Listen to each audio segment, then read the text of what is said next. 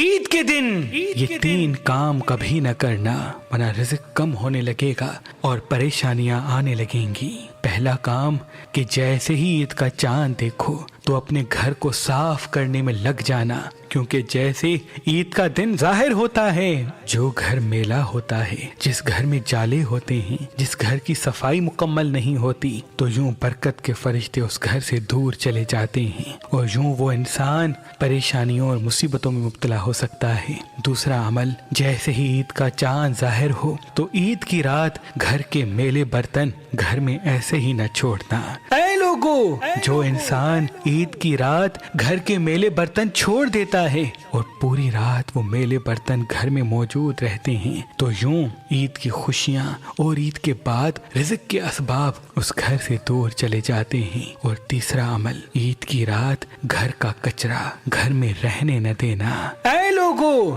جس گھر میں عید کی رات کچرا موجود ہوتا ہے تو یوں وہ گھر برکتوں اور رحمت سے محروم رہتا ہے، اور اسی وجہ سے اس گھر کے لوگ آنے والی زندگی میں مصیبتوں اور پریشانیوں میں مبتلا ہوتے ہیں۔